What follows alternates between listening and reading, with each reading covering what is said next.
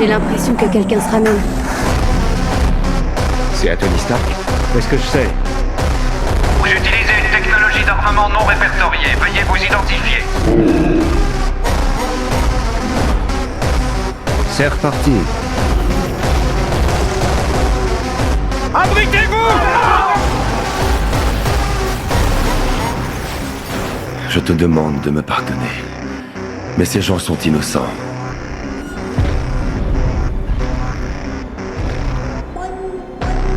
Alors prends la mienne. Et finissons-en.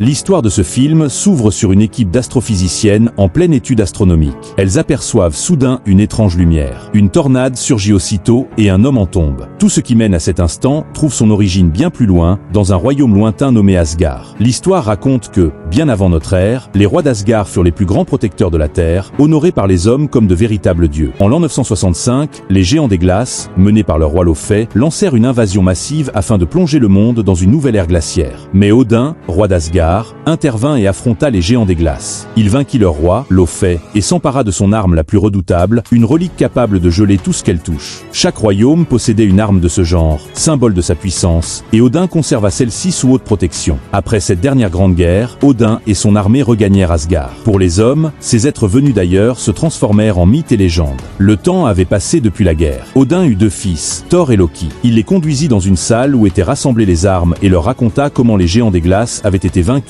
et dépouillés de leur pouvoir. Mjolnir, le marteau de Thor, se trouvait également dans la salle, aux côtés de l'arme des géants des glaces. De nombreuses années ont passé. Thor et Loki ont grandi. Aujourd'hui, Odin doit désigner Thor comme roi et tout le royaume est réuni pour la cérémonie. Mais avant l'annonce, un grave danger surgit. Les géants des glaces s'infiltrent dans la salle des armes pour récupérer leur pouvoir. Odin ordonne à son garde du corps, le destructeur, d'intervenir. Sans hésiter, il s'exécute. Odin, Thor et Loki se rendent alors dans la salle pour vérifier si l'arme a été volée. Elle est toujours là. Thor déclare à son père qu'ils devront se venger, mais Odin le lui interdit. Puisque l'arme n'a pas été prise, il est inutile de déclencher une guerre. Malgré l'interdiction d'Odin, Thor, aveuglé par sa soif de gloire et de bataille, rejoint ses compagnons et les convainc de le suivre. Ensemble, ils chevauchent jusqu'au pont où se trouve le Bifrost. Le gardien du portail, hésitant, leur ouvre le passage. Ils franchissent le pont et pénètrent dans le royaume des géants des glaces. À leur arrivée, Thor découvre un royaume entièrement désert. Le silence attise sa colère, convaincu que les géants se dissimulent pour éviter l'affrontement. C'est alors que Lofé surgit, affirmant que leur intrusion est une erreur qui ne restera pas impunie. Loki tente d'apaiser la situation, mais l'arrogance de Thor déclenche le conflit et les géants des glaces surgissent alors de l'ombre pour lancer l'assaut et Thor réagit aussitôt en déchaînant la foudre qui foudroie ses ennemis et ouvre un affrontement d'une violence titanesque. Durant la bataille, un géant des glaces saisit la main de Loki et celle-ci se transforme aussitôt en une main de géant comme s'il était l'un des leurs. Soudain, un monstre gigantesque surgit des glaces et s'apprête à les attaquer, mais Thor se jette dans sa gueule et en ressort en déchirant son corps, puis l'équipe de Thor est aussitôt submergée par des géants des glaces bien plus nombreux, et c'est alors qu'Odin intervient pour sauver les Asgardiens. Thor, animé de courage, propose à son père de se joindre à la bataille pour vaincre les géants, mais Odin était venu s'excuser auprès de Lofé qui refuse, et lorsqu'il comprend qu'aucune trêve n'est possible, il utilise sa magie et ramène Thor et ses compagnons à Asgard. Dès leur retour à Asgard, le comportement de Thor devient mauvais, et il défie son père le roi Odin qui lui retire ses vêtements, ses pouvoirs et même son marteau, le jetant sur terre là où seul celui qui le mérite pourra le ramasser, et Thor ne pourra le récupérer que lorsqu'il en sera digne.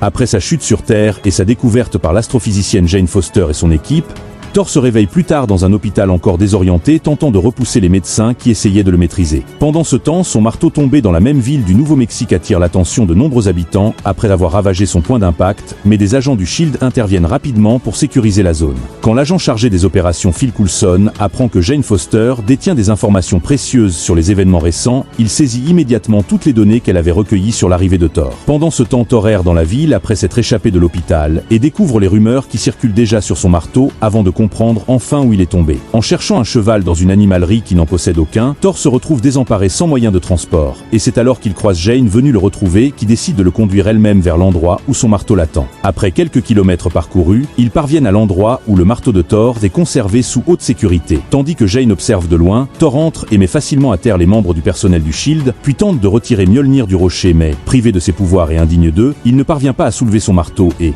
dépité, se laisse capturer par les gardes. L'agent Coulson tente d'interroger Thor, mais celui-ci reste muet et accablé. Lorsque la salle se vide, Loki apparaît et, avec une habileté froide, lui fait croire que ses actes ont provoqué la mort de leur père et qu'il ne pourra jamais retourner à Asgard. Dès qu'il disparaît, Thor s'effondre dans le silence de la cellule, convaincu d'avoir détruit tout ce qu'il aimait et laissant ses larmes glisser pour la première fois. Plus tard, le docteur Erik Selvig se rend à la base du Shield pour convaincre l'agent Coulson que Thor est un homme perturbé ayant inventé cette histoire de Dieu venu d'un autre monde, et grâce à un faux dossier construit pour appuyer cette version, il parvient à semer suffisamment de doutes pour que le Shield finisse par lâcher Thor. Thor quitte la base avec le docteur Selvig et dans un bar le scientifique finit ivre tandis que Thor, insensible à l'alcool, le ramène au campement de Jane. Tandis que le docteur Selvig s'endort, Thor et Jane restent seuls près du feu et la jeune scientifique lui expose ses théories sur les ponts entre les mondes. Thor l'écoute avec attention et reconnaît dans ses idées ce qui relie Asgard à la Terre. Pour l'aider à comprendre, il trace alors la forme de l'arbre des mondes, reliant chaque royaume. Jane observe, fascinée par cette révélation, tandis qu'un lien sincère commence doucement à naître entre eux. Pendant ce temps, sur Asgard, Loki découvre qu'il est en réalité le fils de Laufey, adopté par Odin à la fin de la guerre, et cette révélation provoque une violente dispute qui plonge Odin dans un sommeil profond pour restaurer ses forces. En l'absence d'Odin, Loki est couronné roi, mais lorsqu'il demande à sa mère si son père pourrait un jour revenir sur sa décision et permettre à Thor de retrouver sa place et d'être couronné à son tour, elle lui répond qu'Odin pardonne toujours à Thor et qu'il est très probable qu'il finisse par le rétablir. Cette perspective insupportable pour Loki, trop déterminé et trop rusé pour laisser son frère reprendre l'avantage, le pousse alors à élaborer un plan destiné à garantir qu'il reste le seul souverain d'Asgard. Loki se rend alors dans la salle des armes protégée par le Destructeur et il s'empare de l'arme des géants des glaces avant de rejoindre le Bifrost. Le gardien du portail Heimdall, méfiant face aux intentions de Loki et le soupçonnant d'avoir laissé entrer les géants des glaces lors du couronnement de Thor, refuse de le laisser passer, mais Loki utilise l'arme qu'il vient de dérober pour le figer dans la glace avant de traverser le pont. Loki descend alors dans le royaume de Laufey et le rejoint pour lui proposer une offre impossible à refuser en lui promettant la mort d'Odin et la restitution de leur arme, mais Laufey reste méfiant jusqu'à ce que Loki lui révèle que c'est lui qui avait permis aux géants de pénétrer dans le royaume lors du couronnement afin de nuire à son propre frère. Sans hésiter, Laufey accepte le marché de Loki et ce dernier repart aussitôt pour Asgard. Les compagnons de Thor, toujours inquiets pour lui depuis son exil, se disputent sur son sort et affirment qu'il devrait partir sur Terre pour le ramener. Lorsqu'il demande à Loki s'il peut rappeler son frère, celui-ci prétend qu'il s'agit d'une décision d'Odin et qu'il ne peut rien faire alors qu'en réalité il n'a aucune intention de les aider. Soupçonnant Loki de vouloir empêcher le retour de son frère, les compagnons de Thor décident de se rendre sur Terre pour retrouver leur ami désormais résigné à une vie parmi les humains et lui révéler que son père est toujours vivant. Thor comprend alors la manipulation de Loki, mais ce dernier conscient du danger que représenterait son retour envoie le Destructeur sur Terre, avec pour ordre de traquer et d'éliminer son frère ainsi que ses compagnons. L'indestructible automate descend alors sur Terre et dévaste tout sur son passage avant d'affronter les guerriers asgardiens qui, malgré leur force et leur courage, ne parviennent pas à arrêter la machine. Thor choisit alors de se sacrifier pour protéger ses amis et les innocents, mais le Destructeur l'abat d'un seul coup, le projetant au sol grièvement blessé tandis que Jane se précipite vers lui pour tenter de le sauver. Sentant ses forces s'éteindre, Thor rassure Jane en lui affirmant que le danger est écarté et qu'elle n'a plus à s'inquiéter avant de s'abandonner dans son dernier souffle. À cet instant sur Asgard, Odin, plongé dans son sommeil profond, ressentit le sacrifice de son fils et Thor venait de prouver par son courage qu'il était de nouveau digne de brandir Mjolnir. Jane pleure Thor mourant et Odin dans son sommeil profond verse des larmes de chagrin. Le Destructeur repart pour Asgard quand Mjolnir se détache du rocher et revient dans la main de Thor qui retrouve toute sa puissance. Le dieu du tonnerre renaît et dans une bataille épique il parvient à vaincre le Destructeur avant de repartir aussitôt pour Asgard en promettant à Jane de revenir sur Terre pour elle. Pendant ce temps, le gardien du Bifrost, toujours prisonnier de la glace, réussit à se libérer et élimine les complices de Loki pour permettre à Thor et à ses amis de revenir sur Asgard par le portail dimensionnel.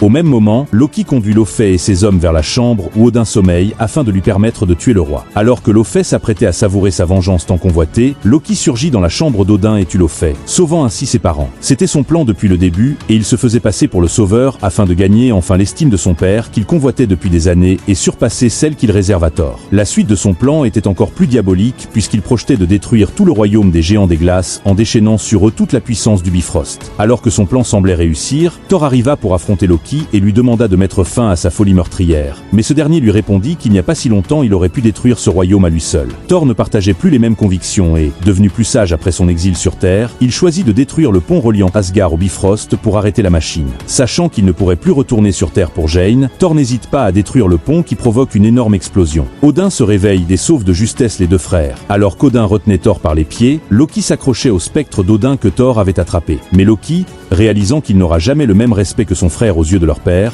décide d'en finir et disparaît dans le vortex ouvert par la destruction du Bifrost. Après quelque temps, Asgard, retrouvé enfin la paix, mais Thor, accablé par la perte de Loki et la destruction du Bifrost, s'entretient avec son père et avoue qu'il n'est pas prêt à être roi, reconnaissant ses erreurs et son manque de maturité, tandis qu'Odin lui répond qu'il sera un bon roi le moment venu et lui rappelle que le vrai pouvoir ne vient pas de la force ou du marteau mais de la sagesse, du courage et de la capacité à protéger ceux qu'on aime, le poussant à réfléchir sur son rôle et son destin au sein d'Asgard. Pensant toujours à Jane, mais n'ayant plus aucun moyen de retourner sur Terre, Thor rejoint Heimdall sur le pont qui lui avoue que Jane ne cessera jamais de chercher un moyen de le retrouver, et il garde espoir de la revoir un jour.